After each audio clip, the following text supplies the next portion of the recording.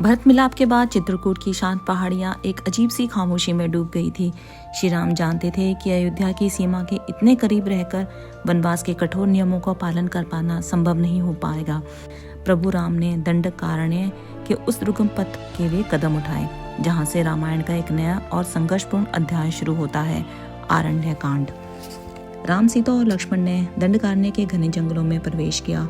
यहाँ उनकी भेंट विराट नाम के भयानक राक्षस से हुई। विराट ने कहा, इस जंगल का स्वामी हूँ, यह स्त्री मुझे पसंद आई, यह मुझे दे दो। विराट ने यह बोलते ही सीता जी को उठा लिया। श्री राम और लक्ष्मण ने धनुष उठाए और विराट पर बाणों की वर्षा शुरू कर दी। विराट हंसता रहा क्योंकि उसे वरदान प्राप्त था कि उसे कोई शस्त्र, तलवार, बाण, गदा उसके शरीर को भेद नहीं सकती।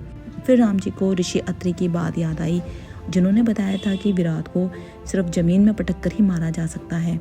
बहुत संघर्ष करने के बाद श्री राम और लक्ष्मण ने विराट को जमीन पर पटक दिया और पैरों से बांधने लगे। फिर उन्होंने एक गड्ढा खोदा, उसे जीवित ही दबाने की सोची।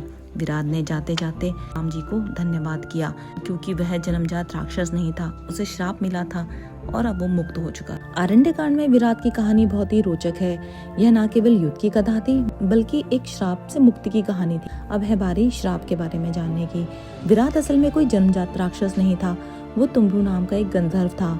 तुम्बरु भगवान कुबेर की सभा में एक गायक था। एक बार वह रंभा के प्रेम में इतना मगन हो गया कि उसे कुबेर के बुलावे पर ध्यान ही नहीं गया और वह सभा में देरी से पहुंचा। कुबेर ने क्रोधित होकर उसे श्राप दिया कि वह स्वर्ग से गिरकर पृथ्वी पर एक भयानक और क्रूर राक्षस बन जाए। तब तुम्बरु ने क्षमा मांगी तो कुबेर ने कहा कि त्रेता युग में जब भगवान विष्णु जी राम के रूप में अवतार लेंगे तब उनके हाथों मृत्यु प्राप्त करने पर तुम्हें अपना असली गंधर्व रूप प्राप्त होगा। गंधर्व होने की वजह से उसको एक वरदान भी था कि वह अस्त्र और शस्त्र से नहीं मर सकता। जब श्री राम, लक्ष्मण और माता सीता दारण्य वन में प्रवेश किया तो विराट पहला वह राक्षस था जिनका सामना राम जी से हुआ। जैसे ही राम जी ने विराट को गड्ढे में डाला और अपना पैर उस पर रखा, उसका राक्षसी शरीर नष्ट हो गया और उसमें दिव्य गंधर्व तुम्बरु रूप प्रकट हुआ। उसने हाथ जोड़कर प्रभु की स्तुति की और वह दिग्लोक को चला गया। विराट ने जाते हुए शर्भंग ऋषि के बारे में श्री राम जी को बताया। रामायण में अरण्यकांड में शर्भंग ऋषि का प्रसंग बहुत ही भावुक और आध्यात्मिक है। जब श्री राम, सीता और लक्ष्मण के साथ शर्भंग मुनि के आश्रम के पास पहुंचे तो उन्होंने देखा कि देवराज इंद्र अपने दिव्य रथ पे सवार होकर मुनि से बात कर रहे हैं। इंद्र चाहते हैं कि शर्भंग मुनि अपने शरीर त्याग कर ब्रह्मलोक चले क्योंकि उनकी तपस्या पूर्ण हो चुकी है।